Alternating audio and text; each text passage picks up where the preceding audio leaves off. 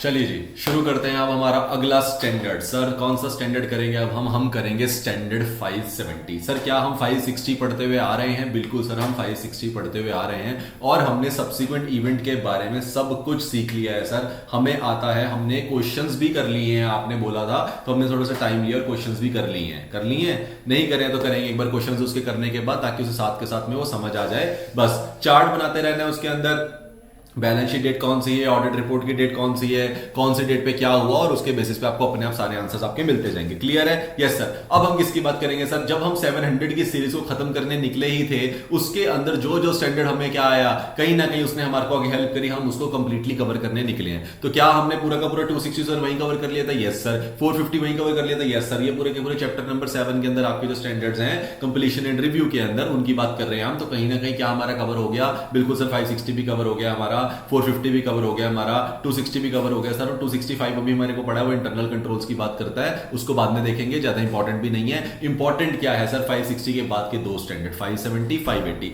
चलिए, तो सर 570 के अंदर आपने हमें बताया था, जो हमारी 700 की रिपोर्ट के अंदर पैराग्राफ नंबर 5 होता है ना, वहां पे हम गोइंग कंसर्न के बारे में लिखते हैं, लेकिन वो एक बहुत पर्टिकुलर केस है जहां पे हम मुर्ग पैराग्राफ की बात करते हैं कि नहीं करते? यस सर, हम मुर्ग पैराग्राफ की बात करते हैं, और उसकी भी स्पेसिफिक कंडीशन है, सब कुछ मिलेगा तब जाके वो लगता है, वरना नहीं लगता। और उसकी बेसिक कंडीशन तो यही है क्या, कि आप उसमें अनमॉडिफाइड ओपिनियन देते हैं। फिर उसके बाद में अगर कंपनी डिस्क्लोज कर भी रही है, इवेंट है भी है, डिस्क्लोज कर भी दिया, उसके बावजूद हम उस पैरा को यूज करेंगे, वरना तो उस पैरा को यूज करेंगे भी नहीं। यहां तक क्लियर है? Yes sir. उसके बाद हमने चार्ट और देखा था, वो सारी रिपोर्टिंग कवर करता है कि अगर गोइंग कंसर्न इनएप्रोप्रिएट निकल के आएगी तो एडवर्स ओपिनियन दे दो, अगर एप्रोप्रिएट निकल के आएगी तो चेक करेंगे क्या मटेरियल अनसर्टेनिटी एग्जिस्ट करती है या नहीं करती है, और उसके बेसिस पे अगर मॉडिफाई करना पड़ा तो मॉडिफाई करेंगे, और अगर असेसमेंट करने कोई मना कर देती है तो भी क्वालिफाइड या डिस्क्लेमर जैसा कुछ दे देंगे। याद है वो चार्ट? यस सर, हमें याद है, वो हमने चार्ट पढ़ा था। बहुत बढ़िया।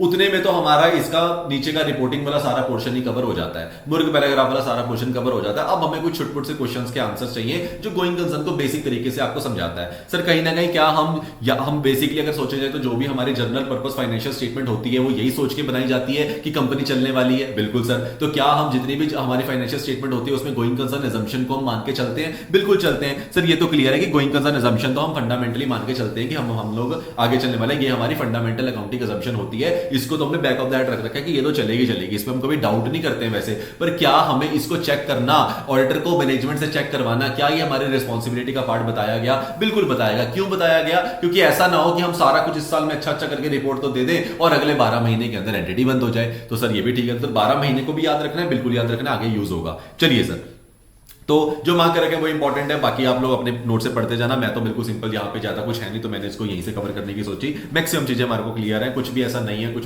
भी ऐसा मेजर नहीं है जो आपको करे। जहां जहां पे इंपॉर्टेंट क्वेश्चन होगा मैं खुद मार्क करवाऊंगा, बाकी सारा कुछ सुनना है, समझना है, पता होना चाहिए। याद नहीं भी रहेगा तो चलेगा, अपने आप याद आ जाएगा, ऐसा कुछ नहीं है। ठीक है, चलिए सर मतलब क्या है कि continuing in the operations for the foreseeable future. क्या मैं अपना ये चाहता हूं कि मैं फॉरसिबल फ्यूचर में अपने आप को कंटिन्यू होता हुआ देखूं? यही गोइंग कंसर्न का मतलब होगा। बिल्कुल, मतलब ये भी बोल सकता हूं कि एज्यूम करके चलता हूं कि एंटरप्राइज क्या नहीं होगी, उनकी कोई भी इंटेंशन नहीं है, ना ही इंटेंशन भी ना होना, nor necessity of the liquidation, ना ही कोई नेसेसिटी लग रही है लिक्विडेट करने की या फिर कर्टेल करने की स्केल ऑफ द ऑपरेशंस को। मतलब कुछ भी ऐसा नहीं लग रहा है कि मैनेजमेंट बंद करना चाहती है, लिक्विडेट करना चाहती है या डिस्पोज ऑफ करना चाहती है। ऐसा कुछ भी निकल के अगर नहीं आ रहा है तो इसका मतलब है गोइंग कंसर्न असम्पशन सही चल रही है। ठीक है ना? जनरल पर्पस फाइनेंशियल स्टेटमेंट क्या गोइंग कंसर्न के हिसाब से प्रिपेयर होती है? बिल्कुल होती है सर, उसको अकाउंटिंग में हम प्रॉपर लेके चलते हैं, अनलेस मैनेजमेंट इधर इंटेंड्स टू लिक्विडेट। अब बात आती है कि नहीं होगी, अगर लगता है कि मैनेजमेंट का क्या है, मैनेजमेंट चाहती है लिक्विडेट करना या फिर सीज करना ऑपरेशन को, and no realistic alternative but to do so. Management कहती है अब हमारे पास कुछ नहीं बचा है, हमने सब करके देख लिया,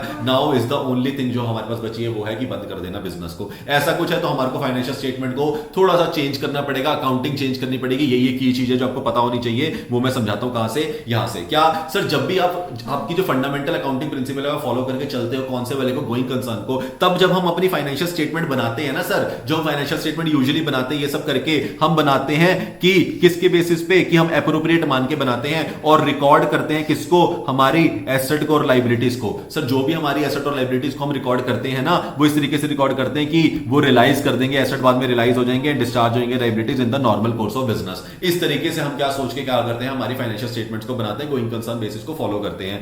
पर whether enterprise is not viewed as a going concern, लेकिन अगर बाय चांस मैनेजमेंट को हमें पता चला, मैनेजमेंट की इंटेंशन नजर आ रही है लिक्विडेट करने की या सीज करनी की अपने ऑपरेशंस को, तब क्या हो जाएगा सर, तब फाइनेंशियल स्टेटमेंट को लिक्विडेशन बेसिस पे बनाना पड़ेगा। तो ये डिफरेंस समझ आ गया सर। वैसे realisation of asset and liabilities के बेसिस पे बनती है फाइनेंशियल स्टेटमेंट, लेकिन ऐसे में क्या होगा, लिक्विडेशन बेसिस पे बनेगी। और उसमें एग्जांपल क्या हो सकता है, जो इन्वेंट्री है, हो सकता है हमें पता चल जाए हमारी लिक्विडेट होने वाली है, तो जो एक्चुअल में हमारा रेट है हमें वो नहीं मिलेगा, मार्जिन वगैरह तो मिलेगा ही नहीं, हमें लोएस्ट प्राइस पे सेल करनी पड़ सकती है अपनी इन्वेंट्री, या हमारे अपने एसेट को हमें लाइकली द प्राइस जो उस प्राइस पे रिकॉर्ड करना पड़ेगा जितने के वो बिकेंगे, जरूरी नहीं है वो सारे अमाउंट के बिके। तो ये क्या है, लिक्विडेशन बेसिस ऑफ अकाउंटिंग। तो मतलब हमारी फाइनेंशियल स्टेटमेंट के अकाउंटिंग ट्रीटमेंट डिफरेंट हो जाता है, बिल्कुल हो जाता है। तो इसी वजह से गोइंग कंसर्न को चेक करना भी क्या हो जाता है, जरूरी हो जाता है। क्योंकि अगर आपने गोइंग कंसर्न अप्रोप्रिएट नहीं है, तो जो आप मेरे सामने फाइनेंशियल स्टेटमेंट प्रिपेयर कर रहे हो वो फिर किसके बेसिस पे बनी होनी चाहिए, लिक्विडेशन बेसिस पे बनी होनी चाहिए, ना कि जनरल पर्पस में किसके ऊपर, रियलाइजेशन ऑफ एसेट और लायबिलिटी के बेसिस पे बनी होनी चाहिए। Am I clear? Yes sir, ये बेसिक कंसेप्ट आपके दिमाग में बैठ जाना चाहिए। अब आते हैं इंपॉर्टेंट क्वेश्चंस पे। सर 570 को लेके बना जो मेरे लिए स्टैंडर्ड, उसके लिए मेरे को रिस्पांसिबिलिटीज बताई क्या, कि ऑडिटर तेरी रिस्पांसिबिलिटी के लिए सेक्शन बना रहा हूं, किस लिए, कि financial statement related to going concern क्या होना चाहिए, मुझे तेरे को चेक करना है और उसके ऊपर तेरे को रिपोर्ट करनी है। अगर तेरे को लग रहा है कुछ गड़बड़ है तो वो भी रिपोर्ट कर, नहीं लग रहा है तो वो भी एक बार के लिए बता दे। मतलब मुझे कहीं ना कहीं इसके ऊपर क्या देना होता है, अपना कमेंट देना होता है कि गोइंग कंसर्न सही तरीके से है या नहीं है। सर उसके बाद रिस्पॉन्सिबिलिटी की बात करी, जब उसने मेरी असेसमेंट करने की, तो सर सबसे पहली बात तो ये है कि असेसमेंट करने की रिस्पॉन्सिबिलिटी गोइंग कंसर्न की किसकी होगी, मैनेजमेंट की होगी। प्रिपरेशन एंड प्रेजेंटेशन की अगर रिस्पॉन्सिबिलिटी किसकी होती है, मैनेजमेंट की होती है, तो गोइंग कंसर्न की रिस्पॉन्सिबिलिटी भी किसकी होगी, मैनेजमेंट की होगी। लेकिन इसमें बहुत प्यारी बात जो आप लोगों को पता होनी चाहिए, क्या, ये जो प्रिपरेशन एंड प्रेजेंटेशन वाली बात करते हैं, ये तो हमने 210 में pre conditions of an audit में लिखा था, तो माना। अब मैनेजमेंट कहती है अच्छा चलो जाइए 210 में, जरा मुझे दिखाना कहां लिखा है आपने कि ये असेसमेंट करने की रिस्पॉन्सिबिलिटी मेरी। अगर आप 210 में अभी जाओगे, प्री कंडीशंस खोलोगे, सब कुछ देखोगे, आपको नहीं मिलेगा गोइंग कंसर्न वाला पॉइंट। क्यों? क्योंकि उसमें बोला क्या, क्योंकि वो इसलिए नहीं मिलेगा सर, उसके पीछे रीजन है क्या, कि क्योंकि फाइनेंशियल रिपोर्टिंग फ्रेमवर्क जो है ना, वो एक्सप्लिसिटली इसके बारे में नहीं बोलता। फाइनेंशियल रिपोर्टिंग फ्रेमवर्क में इसके बारे में एक्सप्लिसिटली नहीं बोला गया। ये तो हमें लगा नीड ऑफ द ऑडिट के टाइम पे लगा कि ये चीज जरूरी है, इसलिए हम कर रहे हैं। पर इसलिए क्योंकि 210 में क्यों नहीं पाई जाती ये चीज, क्योंकि सर इसे फाइनेंशियल रिपोर्टिंग फ्रेमवर्क, वहां पे तो सब कुछ हम कैसे करते हैं, एज पर AFRF, वो वाला पॉइंट ऐड ऑन होगा, 210 में लिखा जा सकता है। जब आप अपने प्री कंडीशन सेट करोगे तब भी गोइंग कंसर्न का पॉइंट बिल्कुल आप बताओगे। लेकिन द पॉइंट इज वो वहां पे एक्सप्लिसिटली क्यों नहीं होता, क्योंकि सर वो AFRF का पार्ट नहीं होता, वो उसको एक्सप्लिसिटली करने को नहीं बोलता। क्लियर है? बिल्कुल। अब क्या गोइंग कंसर्न लगाने में क्वेश्चन आता है, क्या आगे का फ्यूचर प्रेडिक्ट करोगे आप, कि अगले 12 साल तक आप चलने वाले हो या नहीं चलने वाले हो। जरूरी तो नहीं आज कंडीशन एग्जिस्ट करती होगी, हो सकता है कर जाए। तो इसके अंदर कहीं ना कहीं थोड़ा बहुत रिलेट किससे हो रहा है, सर सब्सिक्वेंट इवेंट्स हो रहे हैं, तभी तो 560 के बाद आता है कि नहीं आता। बिल्कुल सर। तो कहीं ना कहीं आप सोचो कि कुछ ना कुछ ऐसा भी तो हो सकता है, कोई सब्सिक्वेंट इवेंट निकल के आ जाए जो उस दिन हो जाए, जिसके हम सिर्फ डिस्क्लोजर देते हैं। याद है, नॉन एग्जिस्टिंग इवेंट, बड़ा कुछ आग लगी, कुछ ऐसा हो गया, मेरे को गोइंग कंसर्न में डाउट आ गया, पहले नहीं था, क्या ये थोड़ा आपस में चलेंगे? बहुत जगह पे मैं तुम्हें बताऊंगा, सेम आंसर बनेंगे, सेम चीजें लिखनी है जो 560 में पढ़ के आए हैं, देखते जाओ। सर इतना आसान कर दोगे क्या? अरे सर गोइंग कंसर्न की बात करो, जल्दी से बता दो। तो सर इसके अंदर सबसे इंपॉर्टेंट वर्ड एक आएगा, कौन सा वाला आएगा सर? जजमेंट वाला वर्ड आएगा। ये सर वर्ड हमने कहा बहुत ज्यादा सुना था चैप्टर नंबर 1 में, याद है? एजम्पशंस वगैरह की बात करी थी कि नहीं करके आए थे हम, बिल्कुल सर एजम्पशंस वगैरह की बात वहां पे करके आए थे, वो सारे SREs वगैरह में बात करके आए थे, एंगेजमेंट स्टैंडर्ड्स की बात कर रहे हो ना आप? हाँ सर बिल्कुल उसी की बात कर रहा हूं। तो यहां पे भी क्या जजमेंट लगानी पड़ती है? बिल्कुल। क्या मैनेजमेंट असेस करते हुए भी जज करेगा? बिल्कुल। क्या मेरी भी थोड़ी बहुत जजमेंट इन्वॉल्व होगी? बिल्कुल सर। चलो जी, ये वाला पॉइंट भी क्लियर है। बिल्कुल पर्टिकुलर पॉइंट इन टाइम में जजमेंट लगानी पड़ेगी, यस लगानी पड़ेगी। अबाउट अनसर्टेन फ्यूचर आउटकम्स क्यों लगानी पड़ेगी? क्योंकि कोई भी अनसर्टेन फ्यूचर आउटकम हो सकता है निकल के आ जाए, या कोई इवेंट और कंडीशन निकल के आ सकती है। Yes sir. अब आता है क्या फैक्टर्स रेलेवेंट है उस जजमेंट को लगाने के लिए। तो पहला नंबर का क्वेश्चन जो आपको इंपॉर्टेंट हो सकता है, क्वेश्चन नंबर यहां पे लिखेंगे 1। सर क्वेश्चन नंबर यहां पे लिखेंगे 1, ये आपके लिए क्या हो सकता है? इंपॉर्टेंट हो सकता है क्वेश्चन नंबर 1। सर क्या है, कौन सा वाला, कि हमें क्या रेलेवेंट है, कौन से फैक्टर्स रेलेवेंट है? क्वेश्चन क्या है? फैक्टर्स के रिलेटेड है सर।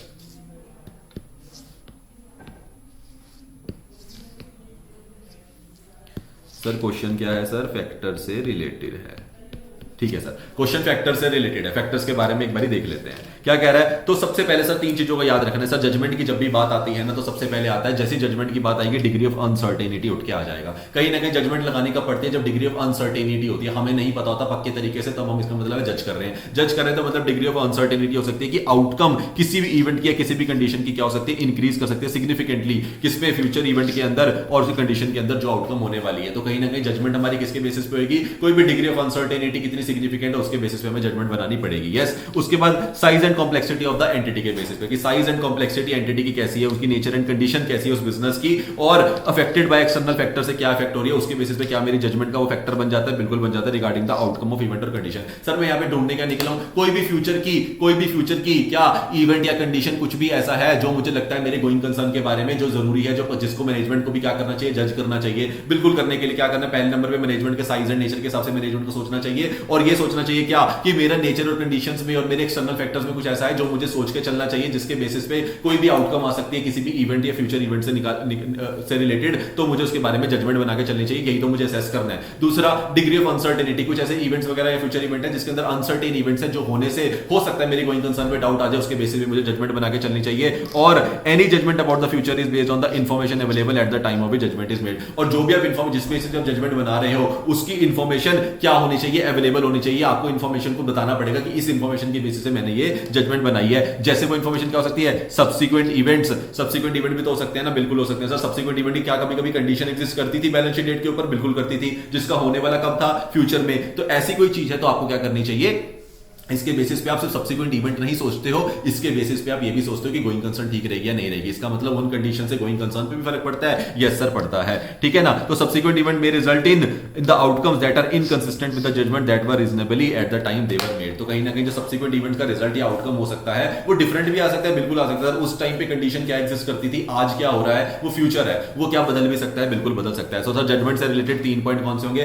पहले तो जजमेंट उस इंफॉर्मेशन पे ही बनाना जो इंफॉर्मेशन आपके पॉइंट ऑफ टाइम पे आपके उस टाइम पे क्या हो, अवेलेबल हो, उसी बेसिस पे बना के देनी है। दूसरे नंबर पे क्या होना चाहिए सर, डिग्री ऑफ अनसर्टेनिटी, और तीसरे नंबर पे अपने साइज एंड नेचर को पहचानो, अपनी कंडीशन को देखो, एक्सटर्नल फैक्टर्स को देखो, उसके बेसिस पे जजमेंट आपको बनानी चाहिए। ये क्लियर है? यस सर ये क्लियर है। सर फिर आता है क्वेश्चन, क्या रिस्पांसिबिलिटी ऑफ ऑडिटर की बात करता है। सर क्या रिस्पांसिबिलिटी ऑफ ऑडिटर है कि मुझे sufficient and appropriate audit evidence चाहिए, किसके बेसिस में चाहिए, रिगार्डिंग या फिर कंक्लूड करने के लिए चाहिए क्या कि एप्रोप्रिएट मैनेजमेंट ने क्या करा है, मैनेजमेंट की जो गोइंग कंसर्न असम्पशन है वो एप्रोप्रिएट है या नहीं है, और वेदर कोई भी मटेरियल अनसर्टेनिटी एग्जिस्ट करती है या नहीं करती है रिलेटेड टू कि कंपनी की ability as a going concern चलने के लिए। ये क्या है मेरा सर, ये मेरी रिस्पांसिबिलिटी है कि मुझे इसके लिए सफिशिएंट एप्रोप्रिएट ऑडिट एविडेंस निकाल के लेके आना है और इसके ऊपर कमेंट करना है। क्लियर? इसके ऊपर रिपोर्ट करनी पड़ सकती है, बिल्कुल करनी पड़ सकती है, 700 के अंदर आपके सामने है। सर लेकिन ना एक चीज याद रखना, एसए 200 की बात करता है यहां पे, वो बोलता है क्या सर, एसए 200 में एक इनहेरेंट लिमिटेशंस का कांसेप्ट पढ़ा था, उसके अंदर एक पॉइंट था फ्यूचर ऑडिट के बारे में, फ्यूचर इवेंट्स के बारे में। हाँ सर फ्यूचर इवेंट्स के बारे में एक पॉइंट था। तो वो कहता है कि कुछ ऐसे इवेंट्स होते हैं, फ्यूचर इवेंट ना हमारी इनहेरेंट लिमिटेशन होती है, हम लोग फ्यूचर प्रेडिक्ट नहीं कर सकते हैं। तो अगर कभी कभी मान लो मैंने सब कुछ करने के बाद भी कुछ ना गोइंग कंसर्न के बारे में मेरे को कहीं पे भी इनएप्रोप्रिएट कुछ नहीं लगा और मैंने उसके बारे में कुछ नहीं बोला, तो इसका मतलब ये मत समझ लेना कि कल गोइंग कंसर्न के बारे में कुछ निकल के आया तो उसमें मैंने चेक नहीं किया होगा। अरे भाई कुछ फ्यूचर इवेंट है, उसके बारे में मैं भी अगर चाहूं भी तो क्या पता कभी कभी चेक करने के बावजूद ही मुझे कुछ ना मिले, कुछ ऐसा हुआ जो नॉन एडजस्टिंग इवेंट था, तो उसका मैं क्या कुछ कर सकता था? नहीं, वो तो मेरी बैलेंस शीट डेट के बाद हुआ है। तो कहीं ना कहीं दोस्तों के अंदर क्या गया कि इनहेरेंट लिमिटेशंस ऑफ ऑडिट के अंदर ही आता है फ्यूचर इवेंट का होना। इसलिए अगर ऑडिटर कभी कभी कंक्लूड भी करे कि गोइंग कंसर्न असेसमेंट बिल्कुल ठीक है, स्टिल हो सकता है गोइंग कंसर्न असेसमेंट सही से ठीक मतलब ना हो और मैनेजमेंट आने वाले टाइम पे बंद हो जाए। यस और नो? यस सर, यही लिखा है बस यहाँ पे। फिर आता है सर क्वेश्चन क्या, objectives of the auditor in accordance with SA 570। Sir objective की बात करता है कि ऑब्जेक्टिव क्या ऑडिटर का। सर ऑब्जेक्टिव तो हर चीज में सेम होता है, क्या ऑब्टेन करना, क्या sufficient and appropriate audit evidence लेना, किसके रिगार्डिंग कंक्लूड करने के लिए। अभी क्या हम ऊपर यही पढ़ के आए नहीं आए रिस्पांसिबिलिटीज में, पहले तो ऑब्जेक्टिव हमारा वही बन जाएगा, हमारे रिस्पांसिबिलिटी को पूरा करना क्या मेरा ऑब्जेक्टिव होता है, बिल्कुल होता है। तो सर मुझे क्या चाहिए, मुझे sufficient and appropriate audit evidence चाहिए है, सफिशिएंट एप्रोप्रिएट ऑडिट एविडेंस चाहिए है, क्या करने के लिए, कंक्लूड करने के लिए, क्या कि appropriateness of the management use of the going concern basis, की क्या मैनेजमेंट गोइंग कंसर्न जो मैनेजमेंट ने गोइंग कंसर्न असेसमेंट करी है वो एप्रोप्रिएट है या नहीं है, on the base of accounting in the preparation of the financial statement, और फिर उसी अकॉर्डिंगली फाइनेंशियल स्टेटमेंट को प्रिपेयर किया। क्योंकि फाइनेंशियल स्टेटमेंट आपने मुझे प्रिपेयर करके दी based on the going concern principles. अब गोइंग कंसर्न ही अगर आपके एप्रोप्रिएट है या नहीं है ये तो बताओ ना मुझे, तभी तो मानूंगा ये फाइनेंशियल स्टेटमेंट ठीक है। फिर उसके बाद टू कंक्लूड करने क्या, कोई मटेरियल अनसर्टेनिटी तो एग्जिस्ट करती है या नहीं करती, कोई भी ऐसा इवेंट या कोई भी ऐसी कंडीशन जो क्या करते सिग्निफिकेंट डाउट अराइज करती हो किसके ऊपर, गोइंग कंसर्न के ऊपर। ये भी मेरे ऑब्जेक्टिव के अंदर आता है, मुझे क्या करना पड़ेगा, ये भी कंक्लूड करना पड़ेगा कि है कोई मटेरियल अनसर्टेनिटी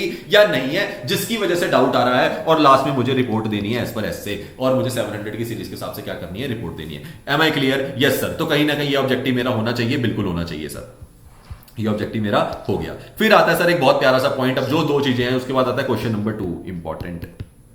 सर अब तक आपने सिर्फ क्वेश्चन नंबर 1 पहले बताया था, ये 2 है ना, इसके बीच में ज्यादा कुछ पढ़ना नहीं है, नहीं फैक्टर्स वाला, जजमेंट के फैक्टर्स कौन से होते हैं गोइंग कंसर्न के टाइम पे, पहला क्वेश्चन। दूसरा क्वेश्चन आता है मेरा ये वाला, क्या सर रिस्क असेसमेंट प्रोसीजर बता दो, रिस्क असेसमेंट प्रोसीजर बता दो। रिलेटेड एक्टिविटीज, क्या रैप का पार्ट होता है मेरा रिस्क असेसमेंट प्रोसीजर, और रिलेटेड एक्टिविटीज भी था मेरा। हाँ सर, रैप में एसीपीडी का जब रैप कर रहे हो तो नीचे बिल्कुल रिलेटेड एक्टिविटीज की बात करते हो, बहुत बढ़िया। अब आ जाओ मेरे साथ, 315 से ही क्या मैंने क्या शुरू करा था, सब्सिक्वेंट इवेंट को शुरू करा था, बिल्कुल करा था। क्या उसका रिस्क, तो सोचो 315 कराने का मेरा पहला मकसद क्या था कि तुम्हें सबसे पहले 2 पॉइंट मिल जाए। जैसे तुम्हें मैंने 315 की बात करी, तुम्हारे मन में पहला पॉइंट क्या आएगा सर, इंक्वायरी आएगा। सर ढूंढो ढूंढो ढूंढो ढूंढो, कहीं तो होगा, कहीं तो होगा। ये लो इंक्वायरी, ये लो इंक्वायरी, है कि नहीं है सर? क्या बात कर दी आपने, मतलब इंक्वायरी आई जाएगा बिल्कुल। 560 में भी लगा, 570 में भी लग गया। तो अब उसके बाद क्या होता है सर, शुरू करते हैं यहीं से शुरू करते हैं। क्या सर 315 का, वो तो खुद बता रहा है यहाँ पे कि जब आप 315 में रैप लगाने निकलते हो उस टाइम पे आप इंक्वायरी करते हुए, ऑब्जर्वेशन करते हुए, या फिर क्या करते हुए सर, क्या करते हुए, इंस्पेक्शन करते हुए, एनालिटिकल प्रोसीजर लगाते हुए, जैसे भी आपको क्या देखना होता है, कंसीडर करने होते हैं क्या कोई इवेंट या कंडीशन एग्जिस्ट कर रही है जो उसी टाइम पे आप सोचते हो कि कुछ भी ऐसा मुझे नजर आया ना जो इनकी गोइंग कंसर्न पे मुझे डाउट अराइज करेगा, मुझे याद रखना है कि मुझे उसको ध्यान से क्या करना है, फिर प्रॉपर तरीके से उसको और क्या करना पड़ेगा, फर्दर चेक करना पड़ेगा। क्या ये मैं तभी करता चलता हूं? बिल्कुल तभी करता चलता हूं। मतलब मेरी preliminary assessment of the entities ability, मतलब मैं प्रीलिमिनरी असेसमेंट करता चलता हूं कि मैनेजमेंट ने क्या, मैनेजमेंट गोइंग कंसर्न होने वाली है या नहीं होने वाली है। मैनेजमेंट से असेसमेंट तो करवाऊंगा ही, लेकिन क्या मैं भी इन चीजों को चेक करते हुए चलता हूं बिल्कुल कि whether management has already performed a preliminary assessment. ये मुझे कब करना है, 315 के टाइम पे मैं देखते चलता हूं कि मैनेजमेंट ने क्या प्रीलिमिनरी असेसमेंट करी है या नहीं करी है। क्या मैं खुद भी प्रीलिमिनरी असेस कर रहा हूं उसको, बिल्कुल वो सारा रैप लगा के मैं खुद भी असेस कर रहा हूं। अब आता है अगर मैनेजमेंट ने if such assessment has been performed, फिर मेरा कंक्लूजन क्या आएगा कि मैनेजमेंट ने एक्चुअली में खुद को असेस करा या नहीं करा। तो क्या क्वेश्चन आता है कि सर मैनेजमेंट ने खुद को असेस कर लिया है, तो आप डिस्कस करेंगे। क्या सर डिस्कस ही शुरू किया था, वहां से भी डिस्कस विद द मैनेजमेंट कि तुमने सब्सिक्वेंट इवेंट को कैसे आइडेंटिफाई किया, याद है? Yes sir. यहां पे डिस्कस करेंगे कि तुमने जो अभी तुम बोल रहे हो मैंने असेसमेंट करी है, तो क्या तुमने कोई डिटरमाइन करे, क्या कोई भी ऐसा इवेंट या कंडीशन जो तुम्हें लगता है क्या कि तुम्हारी गोइंग कंसर्न के एप्रोप्रिएटनेस के ऊपर डाउट राइज करता है, क्या तुमने कुछ ऐसा करा? अगर करा है यस, अगर उनका आंसर आता है हां सर करा है, तो मैनेजमेंट का प्लान क्या है उसको एड्रेस करने का। तो मैनेजमेंट तेरा प्लान क्या है ये मुझे बता दे। क्या डिस्कशन से ही पॉइंट शुरू होता है सर? क्या डिस्कशन से ही पॉइंट शुरू होता है सर? Yes sir. क्या 560 में डिस्कशन से शुरू हो रहा था? नहीं हो रहा था। उसके बाद इंक्वायरी पे गए थे या नहीं गए थे? मुझे सच सच बता दो, मैं झूठ बोल रहा हूं कि मैंने कुछ ऐसा नया करा है इसके अंदर या नहीं। क्या चीजें को 315 का रेलेवेंस तुम लोगों को समझ आया? एक बार कमेंट सेक्शन में जाके लिख दो ये बात, एक बार सच में मेरे लिए लिख दो ये बात कि सर 315 को से पढ़ के ना मतलब मजा ही आ गया। वो रैप हर जगह से शुरुआत कर देता है, हर रैप एक बड़ा रैप बनाने के लिए जरूरी है। एक बार मेरी बात मान के ये लिख देंगे, अगर लिख दोगे ना तो मैं मान जाऊंगा मेरी पढ़ाई वाली चीज तुमको समझ आ रही है। चलो सर क्या बोला मैंने? सर आपने ये बोला कि सबसे पहले आप क्या करते हो, डिस्कशन करते हो। डिस्कस करने के लिए क्या करते हो, ये पूछते हो कि मैनेजमेंट जो तूने बोला कि तूने असेसमेंट करी है, तो बोलती है हाँ मैंने करी है। तो तूने असेसमेंट करी, उसके बेसिस पे क्या कोई इवेंट और कंडीशन तेरे सामने आया जिसकी वजह से तेरे को अपने असेसमेंट पे कोई डाउट हो रहा होगा, गोइंग 12 महीने तू नहीं चलने वाला। उसने बोला कि हाँ सर मुझे लगता आया, तो बता दे तेरा प्लान क्या उसको लेके। फिर मैनेजमेंट कहते हैं सर मैंने नहीं परफॉर्म करी कोई भी असेसमेंट, प्रीलिमिनरी असेसमेंट तूने करी नहीं। अरे तेरी रिस्पॉन्सिबिलिटी थी। उसने बोला मेरी रिस्पॉन्सिबिलिटी कहां थी, कहां लिखा? मैंने कहा चाहे एफआरएफ में ना लिखा हो, लेकिन ये तेरी रिस्पॉन्सिबिलिटी में आता है। ये मैं तेरे को बता रहा हूं, ये 570 गवर्न करता है इस बात को, ठीक है जी। तो इसका मतलब क्या कि अगर उन्होंने परफॉर्म नहीं करी है तो आप क्या करोगे, इंक्वायरी करोगे मैनेजमेंट से। सर क्या करेंगे, तो if the assessment has not yet been performed, तो ऑडिटर क्या करेगा, डिस्कस करेगा मैनेजमेंट से बेसिस ऑफ द। अब कहानी आती है सर क्या, मैनेजमेंट अगर ये बोल देना कि मैंने तो नहीं करी असेसमेंट, अगर तूने असेस नहीं करी तो ये बता जो तो ये फाइनेंशियल स्टेटमेंट मेरे सामने लेके आया, इसको तूने कैसे गोइंग कंसर्न अजम्पशन के बेसिस पे बना दिया? कैसे तूने realisation of asset and discharge of liabilities के बेसिस पे बना दी, लिक्विडेशन बेसिस पे क्यों नहीं बनाई? फिर क्यों? तो इसका मतलब क्या क्वेश्चन पूछ रहा है कि बता मुझे वो बेसिस कौन सा है जिसके बेसिस पे तूने intended use of the going concern basis of accounting, तूने going concern basis of accounting को फिर कैसे यूज कर लिया अपनी फाइनेंशियल स्टेटमेंट को बनाने में। वो कहेगा हाँ यार ये तो गलती कर दी, हमें तो असेसमेंट करनी चाहिए थी। असेसमेंट करके तूने जाना होगा कि मैं गोइंग कंसर्न में सही हूं, तभी तो तू going concern principle of accounting लगा पाएगा। अगर तूने जाना ही नहीं तो तू क्यों लगा पाएगा? ये तो ठीक है। एंड इंक्वायरी करूंगा, फिर भी साथ में इंक्वायरी करता हूं कि चल ठीक है तूने नहीं करी, ऐसा तो नहीं कि गलती होगी, मान ले तूने नहीं करी, क्या फिर भी मैं तेरे से पूछ रहा हूं, तेरे को लगता है कोई इवेंट या कंडीशन है तो अभी भी बता दे। अगर है तो फिर हम इसके बारे में ज्यादा सोचें। वो कहेगा, वो क्या कहेगा, वो बताएगा हाँ या ना, हो सकता है वो आगे बढ़ेंगे। बट उसके बाद भी मैं क्या कर रहा हूं, इंक्वायरी कर रहा हूं और वही सवाल पूछ रहा हूं, क्या तेरे को लगता है कोई इवेंट और कंडीशन एग्जिस्ट करती है जो सिग्निफिकेंट डाउट करती है तेरी कंपनी, तो वो भी मुझे बता दे। तो सर 315 वाला कौन सा रैप लेके आया मेरे पास? 315 से पहले मैं डिस्कस करता हूं, मैनेजमेंट से पूछता हूं क्या कि तूने असेसमेंट करी या नहीं करी। मैनेजमेंट बोलती है मैंने असेसमेंट करी या नहीं करी, किसके लिए? एप्रोप्रिएटनेस के लिए। तो मैनेजमेंट हाँ या ना बताएगी। अगर मैनेजमेंट बोलती गलती मैंने करी है तो मैंने उसको क्या पूछता है कि हाँ बता तेरा प्लान क्या है, ठीक है ना। And if so management plans to address them, management कैसे प्लान कर रही है उसको एड्रेस करने का, वो कौन कौन से इवेंट है, वो कौन कौन से कंडीशंस है, उसको तूने कैसे एड्रेस किया है मुझे बता दे। क्या तूने सारा को सही तरीके से देख लिया तो मुझे बता दे, नहीं देखा तो फिर मेरे को क्या करना पड़ेगा, देखना पड़ेगा। क्लियर है? Yes sir. फिर उसके बाद सेकंड वाला पॉइंट क्या आया सर? सेकंड वाले पॉइंट में अगर वो बोलते कि मैंने एड्रेस नहीं किया तो पहले सवाल पूछो, फिर तूने कैसे बना दी, फिर तूने ये बेसिस कैसे लिया अपनी फाइनेंशियल स्टेटमेंट को बनाने का, किसके बेसिस पे, गोइंग कंसर्न अकाउंटिंग प्रिंसिपल के बेसिस पे। अगर तूने वो ले लिया, फिर भी मैं तेरे से पूछ रहा हूं, इंक्वायरी कर रहा हूं, अब क्या तेरे को लगता है कोई इवेंट और कंडीशन है तो मुझे अभी भी बता दे। क्या यहां पे क्लियर है? Yes sir. अब आता है क्या, इसको करने के टाइम पे ऑडिटर को क्या रहना पड़ेगा, अलर्ट रहना पड़ेगा। ये मुझे कौन बोलता है, एसए 200 का स्टैंडर्ड क्या बोलता है, प्रोफेशनल स्केप्टिज्म को मेंटेन करके रखना। ये बहुत बड़ा डिसीजन है, इसके बारे में अच्छे तरीके से सोचना, अलर्ट रख के सोचना। क्लियर है?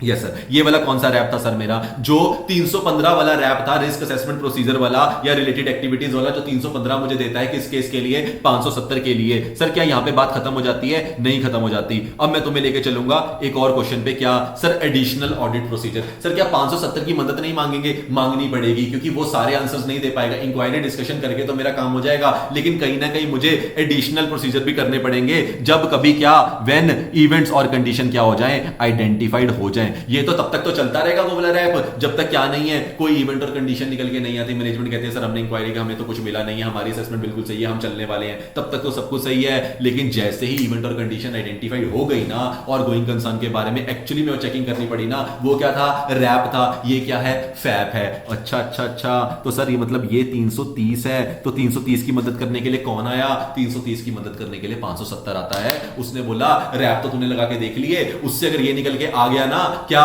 कि हाँ इवेंट और कंडीशन एग्जिस्ट करती है, उस अलर्टनेस की वजह से तेरे को मिल गई, उसके बाद तेरे को क्या करना पड़ेगा, फर्दर चेकिंग करनी पड़ेगी। अब वो फर्दर चेकिंग लिखी कहां थी, 315 330 में कहीं नहीं लिखी थी, तो किसको याद करना पड़ा, हेल्पिंग स्टैंडर्ड 500 को बुलाना पड़ा। उसने क्या भेजा मुझे, 570 भेजा। 570 अपना रैप, अपना फैप खुद लेके आ गया। क्लियर? Yes sir. अभी इसके ऊपर आते हैं, एक इंपॉर्टेंट क्वेश्चन, क्योंकि लाइन वाइज चल रहे हैं तो इसको क्या लेकर क्वेश्चन नंबर 3 कवर करते हैं। बहुत इंपॉर्टेंट है, पेपर में आया हुआ, लास्ट टाइम भी आया था।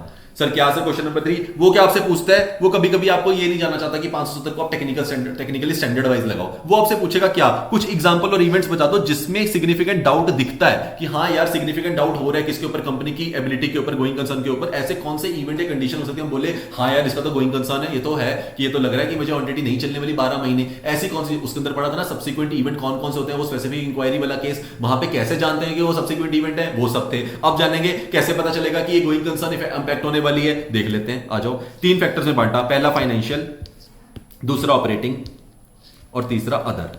इन 3 इवेंट और कंडीशन, इन 3 तरह की इवेंट और कंडीशन हो सकती है जिसके ऊपर हमें इंडिविजुअली या कलेक्टिवली क्या हो सकता है, हमें लग सकता है कि गोइंग कंसर्न असम्पशन हमारी क्या हो सकती है, इंपैक्ट हो सकती है। जैसे कि सर थोड़ा कुछ बता दो, कुछ याद रखने, आपको सारे याद नहीं रखने, कुछ जो अच्छे से लगे। एडवर्स की फाइनेंशियल रेशियोज, अगर मुझे की फाइनेंशियल रेशियोज ही क्या लग रही है, एडवर्स लग रही है। एसेट टू क्या होता है, डेट इक्विटी रेशियो होगी, एसेट टू टर्नओवर रेशियोज होगी, बहुत सारी जितनी भी रेशियोज होती हैं। अगर आपको लगता है कहीं ना कहीं उसके अंदर एडवर्स है, जो जैसे होनी चाहिए वैसे नहीं है बल्कि उल्टी हो रही है, अगर उल्टी होने का मतलब है कि नेगेटिव कैश फ्लोज भी होंगे, बिल्कुल सर, नेगेटिव कैश फ्लोज आ रहे हैं कंपनी के अंदर, कंपनी को प्रॉफिट नहीं हो रहा है। और क्या हो रहा है सर, कहीं ना कहीं जो क्रेडिटर का सपोर्ट था ना वो विड्रॉ हो रहा है। पहले उन्होंने हमारे को क्रेडिट में माल दे रखा था, उन्होंने मना कर दिया, वो कह रहे हैं हमारे तुमसे कैश में डील करेंगे। कुछ ना कुछ तो कंपनी में सही नहीं हो रहा है, ये गोइंग कंसर्न को क्या कर रहा है, बता रहा है, इसकी असेसमेंट करनी पड़ेगी, यहां पे कुछ डाउट लग रहे हैं। ये सारी सिचुएशंस क्या करती हैं, डाउट राइज करेंगे या नहीं करेंगे, बिल्कुल करेंगी। Net liability, current liability position, मतलब आपका लायबिलिटी ज्यादा है और आपका एसेट कम है। और उसके बाद क्या हो सकता है सर, ठीक है ना, डिस्काउंट, इनएबिलिटी टू पे क्रेडिटर्स, हम क्रेडिटर्स को पे ही नहीं कर पा रहे हैं ड्यू डेट्स पे। और फिर उसके बाद सब्सटेंशियल ऑपरेटिंग लॉसेस सब्सटेंशियल हो जा रहे हैं। Deterioration in the value of asset, आपके एसेट की वैल्यू गिरे जा रही है, ठीक है। उसके बाद inability to complete the loan agreements की टर्म्स, जब आपको लोन की किस्त देनी होती है आप वो नहीं दे पा रहे हो, वो मिस कर पा रहे हो आप, अगर ऐसे केसेस आएंगे। Change from the credit to the cash on delivery, जब आपको पहले क्रेडिट में माल मिलता था अब आपको कोई क्रेडिट में माल नहीं दे रहा है। ये सारी चीजें क्या आपको एक्चुअली में ये नहीं बता रही, कहीं ना कहीं गोइंग कंसर्न पे डाउट हो रहा है। क्या ये सारे मेरे फाइनेंशियल फैक्टर्स नहीं है, कोई भी 4 से 5 फाइनेंशियल फैक्टर आपको याद करने हैं। चलिए फिर आता है सर ऑपरेटिंग इवेंट और कंडीशन। मेरा जो ऑपरेटिंग हो रहा होगा, सर एक बात बताओ, अगर मैं बात करूं फाइनेंशियल इवेंट और कंडीशन की, इन सारी चीजों को मैं कैसे देखता हूं, इन सारी चीजों की मैं इंस्पेक्शन में मुझे निकल के आ जाएंगी तो रैप के अंदर ही कवर हो जाती है, इंक्वायरी से पता चल जाएगा कुछ ना कुछ चीजें, और कुछ ना कुछ चीजें क्या इंस्पेक्शन में निकल के आ जाएंगी, बिल्कुल। अब जब ऑपरेटिंग की बात आती है तो क्या जाता है सर, ऑब्जर्वेशन। क्या जाता है सर, ऑब्जर्वेशन के अंदर कहीं ना कहीं मैनेजमेंट ऑब्जर्वेशन करूंगा तो मेरे को कहीं ना कहीं क्या मिलेंगे, ऑपरेटिंग फैक्टर्स मिलेंगे, जैसे कि लेबर डिफिकल्टीज मुझे नजर आ रही है जब मैंने ऑब्जर्वेशन करी। फिर मैनेजमेंट की इंटेंशन हो रही है लिक्विडेट करने की, ऑपरेशंस को लिक्विडेट करने का, कि भाई हम सारे अपने ऑपरेशंस को बंद कर देंगे, हमें नहीं लग रहा हम चला पाएंगे। ऑब्जर्व कर रहा हूं तो पता चल रहा है कि कुछ ना कुछ कंडीशंस तो हैं जो सिग्निफिकेंट डाउट अराइज कर रही हैं किसके ऊपर, गोइंग कंसर्न असेसमेंट के ऊपर। यस और no? Yes sir. Loss of key manager personnel without replacement, लोगों का कंपनी से बाहर जाना प्रॉब्लम नहीं है, लेकिन उसका रिप्लेसमेंट ना मिलना बहुत बड़ी प्रॉब्लम है। तो आपके की लोग चले तो गए पर आप हायर नहीं कर पा रहे हो। लॉस ऑफ मेजर मार्केट, आपका जो सबसे बड़ी मार्केट थी आप उसमें क्या हो गए, पीछे हो गए हो। लाइसेंस चला गया, फ्रेंचाइजी चलेगी, या फिर प्रिंसिपल सप्लायर्स आपके चले गए। ये सारे क्या है, ऑपरेटिंग एक्टिविटी से रिलेटेड मुझे क्या मिल रहे हैं, हिंट्स मिल रहे हैं किसके, इवेंट्स और कंडीशंस के, जो मुझे बता रहे हैं गोइंग कंसर्न नहीं चलने वाला, इंपॉर्टेंट सप्लाई की शॉर्टेज होना। इसमें से जो भी आपको 2-3 पॉइंट अच्छे लगे आप ले सकते हो।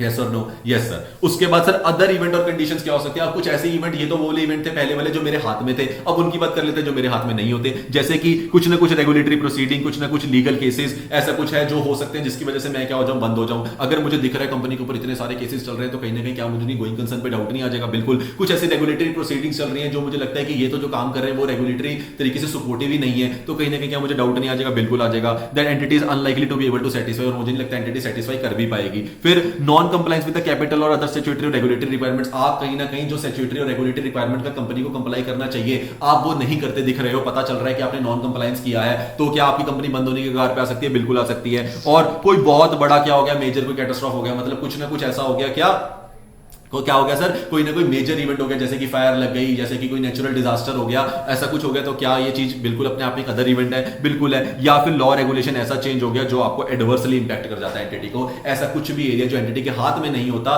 कुछ बड़ा है जिसके होने से हो सकता है एंटिटी बंद हो जाए, वो सारे इवेंट्स भी क्या होते हैं जो क्या रेज करते हैं, क्या कंसर्न रेज करते हैं एंटिटी के सिग्निफिकेंट कोई ना कोई इवेंट और कंडीशन जो कहीं ना कहीं लग रहा है कि इसकी वजह से गोइंग कंसर्न असेसमेंट पे क्या आ सकता है, इंपैक्ट आ सकता है। Am I clear? Yes sir. Sir बहुत बढ़िया सर। यहां तक क्या मैंने क्वेश्चन नंबर 1 जजमेंट के बारे में पढ़ लिया। रिस्क असेसमेंट प्रोसीजर की बात करूंगा सिंपल, तो 300 गोइंग कंसर्न के लिए तो मैंने पढ़ लिया। Yes sir. फर्दर चेकिंग करनी पड़ेगी, जब कुछ आइडेंटिफाई हो जाएगा तो क्या लगाऊंगा सर, एडिशनल ऑडिट प्रोसीजर लगाऊंगा, क्योंकि फैब के अंदर क्या है एडिशनल ऑडिट प्रोसीजर है जो कौन देता है, 570 लाके देता है। बहुत बढ़िया। और सर कुछ मैंने इवेंट्स पढ़ लिए जिसकी वजह से अब मुझे पता चल जाएगा देख के ही, जैसे कुछ भी हो रहा होगा, कि कौन सी को मानना है मुझे कि यहां पे गोइंग कंसर्न पे डाउट आ सकता है।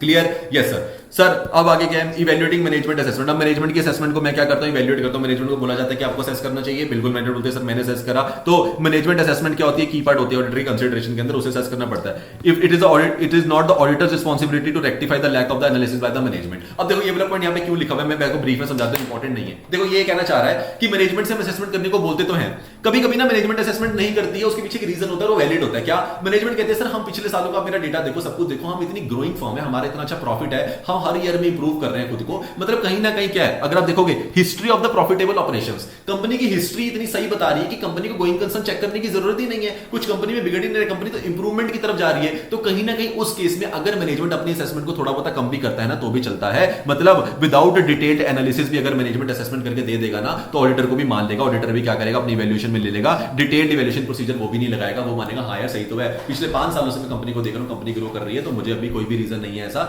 जो मुझे क्या करना पड़े, लगे कि ऐसा डाउट हो। ठीक है, मानने वाली बात है नहीं, हम लोग भी कुछ सोचेंगे इतनी बढ़िया कंपनी का ऑडिट मिला होगा तो उसकी गोइंग कंसर्न पे डाउट आना तो मेरे लिए लीस्ट बॉदरेशन वाली बात होगी। यस। और अगर दूसरी तरफ की बात करें, इवैल्यूएशन मैनेजमेंट की हम इवैल्यूएट करते हैं बिल्कुल, तो हमें क्या करना पड़ता है, assumptions on which the assessment is based। हमें बेसिकली क्या देखनी है कि मैनेजमेंट ने असेसमेंट जो हमने assumptions ली हैं जिसके बेसिस पे अपनी असेसमेंट करती है वो सही है या नहीं है, और उसके बेसिस पे मैनेजमेंट का क्या प्लान होता है for the future actions, whether management plans are feasible in the circumstances. Important है थोड़ा सा क्या, evaluating management in other circumstances. पहले वाला सर्कमस्टांस हो गया प्रॉफिटेबल वाला। अगर अदर सर्कमस्टांसेस की बात करें, ऐसा नहीं है, मैनेजमेंट की हिस्ट्री थोड़ी सी अपसाइड डाउन रही है, उसमें केस में क्या मैनेजमेंट की असेसमेंट को, इवैल्यूएशन को मेरे लिए इंपॉर्टेंट हो जाएगी, बिल्कुल हो जाएगी। अगर वो इंपॉर्टेंट हो जाएगी मेरे लिए इवैल्यूएशन, तो मेरे लिए जानना इंपॉर्टेंट हो जाएगा तुमने कौन से assumption के बेसिस पे, तुमने क्या assumptions लिए हैं ये चीज करने के लिए, और बोल पा रहे हो कि हाँ हम गोइंग कंसर्न है, तो तुम्हारी assumptions मेरे लिए इंपॉर्टेंट हो जाती हैं पहले नंबर पे, तुम्हारी assumptions मेरे लिए इंपॉर्टेंट हो जाती हैं। प्लस और क्या होएगा, जिसके बेसिस तुमने फॉर्म करी, उसके बाद तुम्हारा उसके बेसिस पे तुमने प्लान क्या बनाया फ्यूचर एक्शन को लेके, एंड जो ये तुमने प्लान बनाया ये कितना फिजिबल है,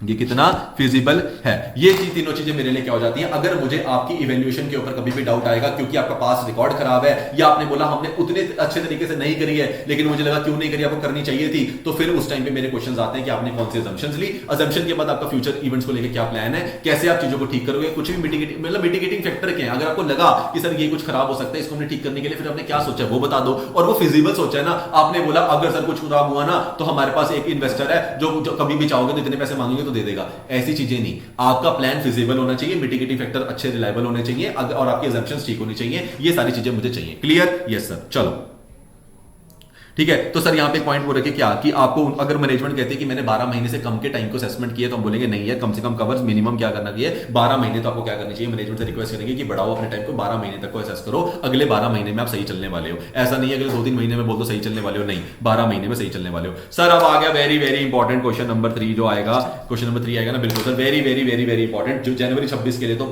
लिख लो कि आएगा ही आएगा पेपर में। अरे सर क्या बात कर दी, एक क्वेश्चन तो बता ही दिया आपने। आ जाओ सर, अगर क्या ऑडिटर को लगता है कि हाँ सिग्निफिकेंट ऑडिटर क्या है, सिग्निफिकेंट डाउट, अगर ऑडिटर को लगता है सिग्निफिकेंट डाउट उसे कास्ट करता है, कुछ ऐसी इवेंट और कंडीशंस आइडेंटिफाइड हो गई, होने के बाद मुझे डाउट भी आ गया, अब उस टाइम पे मैं क्या प्रोसीजर लगाऊं, क्या फर्दर चेकिंग करूं जिसके बेसिस पे मैं कंक्लूड कर पाऊं कि एक्चुअली में मटेरियल अनसर्टेनिटी एग्जिस्ट करती है, मतलब ये लगाऊंगा और रिपोर्टिंग पे चला जाऊंगा। तो रिपोर्टिंग और इसके बीच में एक स्टेप बचा है क्या सर, ये फर्दर ऑडिट प्रोसीजर लगाना, जिसे एडिशनल ऑडिट प्रोसीजर बोलते हैं। एडिशनल क्यों बोला, क्योंकि ये 570 अपना एक एडिशनल ऑडिट प्रोसीजर दे रहा है, पहले प्रोसीजर दे चुका रिस्क असेसमेंट प्रोसीजर, अब ये अपना क्या दे रहा है, एडिशनल ऑडिट प्रोसीजर दे रहा है। इसको चेक कर लोगे तो आपको सब कुछ मिल जाएगा। These procedure shall include, sir इसमें क्या क्या है, बहुत सिंपल है। सबसे पहले क्या करना है सर, सबसे पहले बता दो, सबसे पहले तो तुम्हें सिंपल सी बात है, मैनेजमेंट ने पहले तो सबसे पहले बैठो चुपचाप और ये चेक करो क्या मैनेजमेंट ने क्या करा, असेसमेंट करी थी या नहीं करी। अपने बिल्कुल बेसिक क्वेश्चन पे खुद से क्वेश्चन पूछा था, यस। अब मैनेजमेंट ने असेसमेंट करी थी तो साइड हो गया, मैनेजमेंट ने असेसमेंट नहीं करी थी, management has not performed an assessment, तो पहले तो मैनेजमेंट से रिक्वेस्ट करो कि मैनेजमेंट पहले तुम क्या करो असेसमेंट करके लेके आओ। पहला पॉइंट तो ये हो गया। एडिशनल ऑडिट प्रोसीजर में सबसे पहले शुरुआत हम कहां से करते हैं, देखो जब बड़ा बड़ा प्रोसीजर होता है तो थोड़ा सा बेस बनाया जाता है, थोड़ा बिल्ड किया जाता है। सर पहले तो हम क्या सवाल पूछेंगे, क्या मैनेजमेंट ने असेसमेंट करी है, अगर करी है तो बहुत अच्छी बात है, आगे बढ़ेंगे प्रोसीजर को चेक करने। मैनेजमेंट ने असेसमेंट नहीं करी है तो रिक्वेस्ट करेंगे, देखो कितनी प्यारी बात कर रहा हूं, रिक्वेस्ट करूंगा मैनेजमेंट से कि मैनेजमेंट अपने गोइंग कंसर्न के असेसमेंट को क्या करके आइए। चलिए जी, पहले नंबर पे ये हो गया। अब जैसे ही आप मेरे सामने असेसमेंट करके आते हैं, उसके बाद मैं ऊपर वाली बात, मैं असम्पशंस चेक करता हूं, प्लान्स चेक करता हूं, उसके बेसिस पे डिसीजन लेता हूं, यही करके आ रहा हूं ना अभी ऊपर। तो अगर आपने असेसमेंट करके आए हो तो उसके बेसिस पे इवैल्यूएट करूंगा क्या तेरा प्लान क्या है फ्यूचर एक्शंस को लेके। सबसे पहला तेरा क्या है, तेरा प्लान क्या है। सर जो आपने असेसमेंट करी उसके बेसिस पे तेरा क्या प्लान है, जो भी छोटी मोटी बातें निकल के आई होंगी कि सर कहीं ना कहीं, क्योंकि मैंने बोला इवेंट और कंडीशंस तो निकल के आए हैं, आइडेंटिफाई हुए हैं, अगर हुए हैं तो उसके बेसिस पे तुम मुझे पहले अपना प्लान बता दे। अगर तेरे पास बहुत अच्छा प्लान है उसको लेके तो कोई दिक्कत नहीं है। उसने बोला सर हमारी इन्वेंट्री में ना ऐसा था कि ये वाली इन्वेंट्री हमारी खराब हो गई, लेकिन कोई टेंशन नहीं है, हमारी और इन्वेंट्री इन द ट्रांजिट ही है, अभी आ जाएगी, एक दिन का लैग आ रहा है, ऐसे कोई प्रॉब्लम नहीं है। हम इन्वेंट्री का हमारा ऐसा नहीं होगा खत्म हो गया, हमारे पास इन्वेंट्री है ही नहीं, आ रही है, ठीक है, ये वाली इन्वेंट्री यूज नहीं, मतलब कोई ऐसा रीजन है जिसके ऊपर उनके पास एक अच्छा रिस्पॉन्स अवेलेबल है, मतलब प्लान है बहुत बढ़िया। Whether the outcome of this plan is likely to improve the situation. Question आता है फिर मेरा, अगर तेरे पास प्लान है क्या इससे कुछ इंप्रूव होगा, जो वो इवेंट और कंडीशन है क्या वो इससे बेटर हो जाएगी। अगर तू बोलता है बेटर हो जाएगी तो बहुत अच्छी बात है, मुझे तो यही चाहिए कि तू मुझे बता दे बेटर हो जाएगी, और मुझे भी देख के लगना चाहिए हाँ हो जाएगी। And whether the plans are feasible, और अगर वो बोलती है हाँ हो जाएगी तो मैं उसकी फिजिबिलिटी चेक कर लूंगा कि वो फिजिबल है भी है या नहीं है। कह तो रही है, जैसे वो बोला कि सर कोई होगा बंदा जो पैसे दे देगा, टेंशन ना लो, कभी कैश करना चाहे तो, नहीं फिजिबिलिटी दिखाओ। उसने कोई एग्रीमेंट बना के दिया है आपको, लिखे कि कभी भी कंपनी में कैश करना चाहेगा तो मैं दूंगा, ऐसा कुछ मुझे लाके दो तो मैं मान जाऊंगा। तो सर पहली बात, अगर असेसमेंट है तो आगे बढ़ेंगे, असेसमेंट नहीं है, अगर असेसमेंट है और आगे बढ़ेंगे तो कहां पे पहुंच जाएंगे, प्लान पहुंच जाएंगे। अगर असेसमेंट करी नहीं है तो पहले करवाएंगे, फिर इवेंट और कंडीशन के बेसिस पे प्लान पूछेंगे, प्लान बताया, प्लान के बेसिस पे पूछेंगे कि भाई इसका ये जो तूने प्लान बना के तो तू ले आया, इससे कुछ इंप्रूव होगा या नहीं होगा, इंप्रूव होगा या नहीं होगा, और उसके बेसिस पे क्या है, अब जो तू कह रहा होगा तो वो कैसे होगा, उसकी feasibility. Clear? Yes sir. Sir अब जब भी मैनेजमेंट, जब भी हम किसी की चीज की बात करते हैं, किसकी बात करते हैं, गोइंग कंसर्न की बात करते हैं, तो कहीं ना कहीं हमारे को ये तो पता चल रहा है कि कंपनी बंद होने वाली है। जब कंपनी बंद होने की बात, क्योंकि गोइंग कंसर्न में डाउट क्या आता है, कंपनी के लिक्विडेट होने का, तो कहीं ना कहीं लिक्विडेट होने की बात आती है तो हमें एक ही चीज चाहिए जो बचा सकती है, वो है पैसा। यस और नो? तो मतलब कहीं ना कहीं कैश फ्लो होना चाहिए तेरी कंपनी में। अगर तूने कैश फ्लो कहीं से भी जनरेट कर लिया तो तू सर्वाइव तो कर लेगा। तो मुझे उनसे क्या चाहिए, पहले तो तू प्रिपेयर करके लेके कैश फ्लो फोरकास्ट, कितना पैसा आ सकता है, कितना पैसा जाने वाला है, ताकि मैं ये देख पाऊं कि हाँ एक्चुअली में वो गोइंग कंसर्न की असेसमेंट सही है नहीं है। तो मैं क्या मंगाता हूं उनसे, कैश फ्लो फोरकास्ट मंगाता हूं, और उसको क्या करता हूं, एनालाइज करता हूं। Forecast is a significant factor, analysis of the forecast is significant, और उसके बेसिस उसको एनालाइज करूंगा कि जो तुमने इनफ्लो और आउटफ्लो की मुझे इंफॉर्मेशन दी है उसके बेसिस पे मैं देखूंगा कि क्या तुम्हारा फ्यूचर आउटकम हैंडल हो जाएगा या नहीं हो जाएगा। जो भी फ्यूचर इवेंट और कंडीशन होगी उसको हम हैंडल कर पाएंगे या नहीं कर पाएंगे। ठीक है सर। तो सर यहां पे तो सिंपल लिख देते हैं cash flow. Sir cash flow forecast लेके आओ, उसको एनालाइज करना, ये ऑडिटर का अगला प्रोसीजर है। सर पहले नंबर पे असेसमेंट उनसे करवाना, नहीं हुई भी तो करवाओ, ये रिक्वेस्ट करके करवा ली। उसके बाद उनसे प्लान पूछो, प्लान के बेसिस पे देखो कुछ इंप्रूव होगा या नहीं होगा, और वो कैसे इंप्रूव होगा उसकी फिजिबिलिटी चेक कर लो। उसके बाद सर कैश फ्लो फोरकास्ट मांग लो, उसको एनालाइज कर लो, एनालाइज कर लेंगे मैनेजमेंट के, उसके बेसिस पे। और ये क्या बोला, कहां पे क्या सर, हाँ कैश फ्लो हो गया। कैश फ्लो के बेस हमने एनालिसिस करने निकले। एनालिसिस में evaluating the reliability of the underlying data generated to prepare the forecast. अब एनालिसिस सर करते कैसे हैं कि भाई तुम कैश फ्लो बना के तो ले आए, कुछ भी लिख सकते हो ना, तुम उसमें इनफ्लो इतना आने वाला है, इतना जाने वाला है, ये नहीं मानूंगा मैं, उसकी रिलायबिलिटी चेक करूंगा तुमने किस बेसिस पे सपोर्ट लेके आ मेरे पास, सपोर्टिंग एविडेंस लेके आ मेरे पास कि तुमने कौन से assumptions ली इसके लिए, और अंडरलाइंग डेटा लेके आ मेरे पास जिसके बेसिस पे तुमने कैश फ्लो स्टेटमेंट को बनाया होगा। मतलब वो जो तूने फोरकास्ट बनाई है ना, उसके तेरे पास पर्टिकुलर क्या होने चाहिए, प्रॉपर तरीके से उसके रीजंस होने चाहिए। मतलब एक तो डेटा लगा दे और एडिक्वेट सपोर्ट लगा दे फॉर द assumptions जो भी तूने यूज करी है उसको बनाने में, वो मुझे चेक करनी पड़ेगी कि वो सही है नहीं है, उसका मैं एनालिसिस करूंगा। यस और नो, क्लियर? Yes sir. तो मतलब एक तो जो तूने डेटा लगाया वो लगा दे साथ में, और जो तूने assumptions करी हैं उसके बारे में उनकी रिलायबिलिटी भी चाहिए होगी, adequate support of the assumptions underlying the forecast. Clear sir? Yes sir. Sir यहां तक क्लियर है। पहले मैनेजमेंट से करवाएंगे, दूसरे नंबर पे तो पता चल गया, पहले प्लान आता है, प्लान के बाद में होता है कि ये सब कुछ सही करेगा नहीं करेगा, उसके बारे में बता दो, मतलब कुछ इंप्रूव होगा या नहीं होगा, उसके बारे में उसकी फिजिबिलिटी चेक करने का। फिर आता है सारा धंधा लेना देना इसमें कैश से होता है, तो पहले कैश फ्लो फोरकास्ट ले लो, जो फोरकास्ट उसने हमें दी होगी उसकी हमें एनालिसिस करना पड़ेगा। एनालिसिस करने के लिए क्या चाहिए, जिस डेटा के बेसिस पे तूने फोरकास्ट बनाया वो दिखा दे, और जो तूने assumptions लिए हैं वो एक्चुअली में सही assumptions है भी या नहीं है, इसके लिए भी मुझे कोई सपोर्टिंग एविडेंस दे दे। यस और नो? Yes sir. फिर उसके बाद अब तो खत्म हो जाता है, मेन तो यही चीज चेक करनी होती है। याद रखना हमेशा कैश फ्लो में, याद रखना कैश फ्लो फोरकास्ट इंपॉर्टेंट होता है गोइंग कंसर्न में। उसके बाद तो बिल्कुल सिंपल है, क्या कोई भी एनी एडिशनल फैक्टर इन्फॉर्मेशन तेरे को लगता है असेसमेंट से रिलेटेड मेरे पास होना चाहिए, ला मुझे दे दे, मांग लिया हमने उनसे। क्लियर? और लास्ट में क्या है सर, रिटर्न रिप्रेजेंटेशन। सर इसके बाद तो मुश्किल ही नहीं था कुछ भी, तो 2 पॉइंट याद करने वाले हैं सर, कौन कौन से, प्लान वाला और दूसरा कैश फ्लो वाला। उसके बाद एनी एडिशनल इन्फो, ठीक है ना, अवेलेबल है तो मुझे दे दे, available since the date on with the management and made the assessment. कोई भी इंफॉर्मेशन तेरे को लगता है अवेलेबल है जो मेरे लिए जरूरी उनकी मेरे को दे दे लाके, और रिटर्न रिप्रेजेंटेशन दे दे। किसके लिए? आप रिटर्न रिप्रेजेंटेशन में एक बात जान लो, क्या रिगार्डिंग रिटर्न रिप्रेजेंटेशन मुझे तेरे से क्या चाहिए, जो तूने ऊपर प्लान की बात करी है, जो तेरा फ्यूचर को लेके प्लान है उसके बारे में, और तेरी फिजिबिलिटी के बारे में भी कि तू ये प्लान अचीव कर लेगा जो तूने मुझे बताया है। इन 2 चीजों के बारे में तो कहीं ना कहीं क्या है, अगर मैं ये लेता हूं तो इसका क्या ले लेता हूं, इनसे रिटर्न रिप्रेजेंटेशन भी ले लेता हूं। क्लियर? Yes sir. ये मेरा क्या होता है सर, एडिशनल ऑडिट प्रोसीजर मेरा होता है। Am I clear? सर बहुत बढ़िया सर।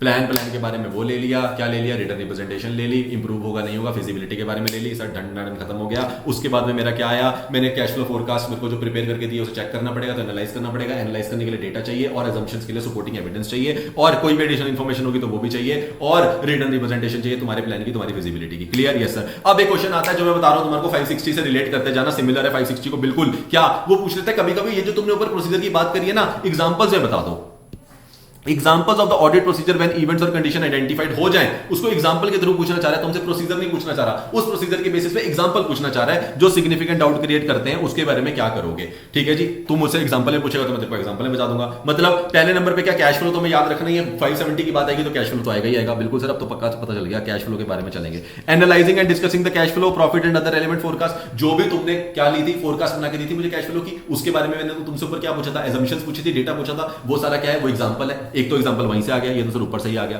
क्लियर? Yes sir. उसके बाद एंटिटीज की latest interim financial statement sir कहां पड़ी थी, अरे सर ये तो उसके रैप में पड़ी थी, 560 वाले में 4th नंबर पॉइंट था या नहीं था। इसका मतलब इंटरिम फाइनेंशियल स्टेटमेंट में आपको क्या पता चल जाता है, कुछ भी गड़बड़ हुई होगी, कहीं ना कहीं मोटा पैसा बाहर गया होगा, या कुछ भी कंपनी के ऊपर क्लेम आया होगा, क्या उनके इंटरिम में दिख रहा होगा उस डेट के बाद में, क्योंकि अगले 12 महीने का कर रहा हूं। यस, तो वो अगले 12 महीने की इंटरिम बनी होगी जो लेटेस्ट वाली, उसमें चेक करके कुछ ना कुछ मिल सकता है। यस, तो ये एग्जांपल है ना, ऊपर ऑडिट प्रोसीजर में जो लिखी हुई चीजें मेरे को असेसमेंट करने, तो मुझे कह रहा है एग्जांपल्स बता दो ऑडिट प्रोसीजर के, अगर कोई इवेंट और कंडीशन आती है तो मैं बोलूंगा इंटरिम फाइनेंशियल स्टेटमेंट को चेक करना एक बहुत बड़ा एग्जांपल है। और मैंने क्या करा, कैश फ्लो फोरकास्ट को मंगाना बहुत बड़ा एग्जांपल है। फिर कहीं ना कहीं जो तेरी टर्म्स है किसके साथ, लोन एग्रीमेंट्स वगैरह के साथ, क्योंकि ये हमने ऊपर पढ़ा था, ये कंडीशन होती है, तो उसको चेक करना बहुत बड़ा क्या है, एग्जांपल हो जाएगा। और क्या सर, इंक्वायरी याद है हमने उधर भी किससे करी थी, एक्सटर्नल लीगल काउंसिल से करी थी।